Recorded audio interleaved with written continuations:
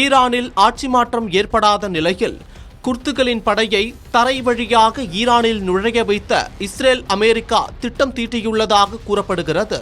கடந்த சில வாரங்களாக அமெரிக்கா எந்நேரம் வேண்டுமானாலும் ஈரானை தாக்கும் என்ற பரவலாக பேசப்பட்டது.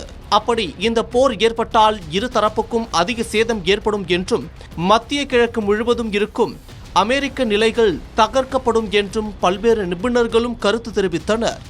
ஆனால் அனைவரின் எதிர்பார்ப்புக்கு மாறாக போர் தொடங்கிய 24 மணி நேரத்துக்குள் ஈரானின் அதி உயர் தலைவர் கமேனி கொல்லப்பட்டார்.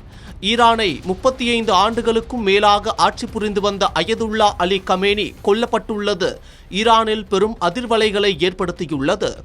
அதனைத் தொடர்ந்து ஈரானின் பதிலடி முன்னெப்போதும் இல்லாத அளவு அதிகரித்தது. இதனால் மத்திய கிழக்கு முழுவதும் பெரிய அளவில் பாதிக்கப்பட்டுள்ளது.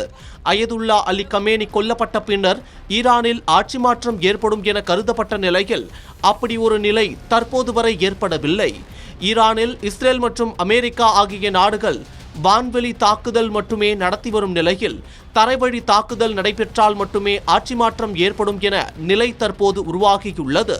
இஸ்ரேல் அமெரிக்காவின் தரைப்படைகள் ஈரானுக்குள் நுழைந்தால் பெரும் சேதம் ஏற்படும் என்பதால் குர்துகளின் படையை ஈரானில் ஊடுருவ வைத்து அதன் மூலம் ஈரானில் ஆட்சி மாற்றத்தை ஏற்படுத்த அமெரிக்கா முயற்சித்து வருவதாக அல் ஜசீரா செய்தி வெளியிட்டுள்ளது. ஈரான், ஈராக், சிரியா மற்றும் துருக்கி ஆகிய 4 நாடுகளின் எல்லைகள் இணையும் பகுதியில் வசித்து வரும் குர்துகள் ஈராக்கில் தன்னாட்சி அதிகாரம் கொண்டவர்களாக உள்ளனர். இவர்களின் இராணுவம் அந்த பிராந்தியத்தில் உள்ள நாடுகளின் இராணுவத்துக்கு இணையானது என்று கூறப்படுகிறது.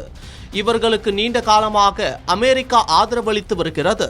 இதன் காரணமாக குர்துகளின் படைகளை தரை வழியாக ஈரானில் நுழையவிட்டு இஸ்ரேல், அமெரிக்கா ஆகிய நாடுகள் குர்து படைகளுக்கு வான்வழி பாதுகாப்பு வழங்கலாம் என்று தகவல் வெளியாகியுள்ளது.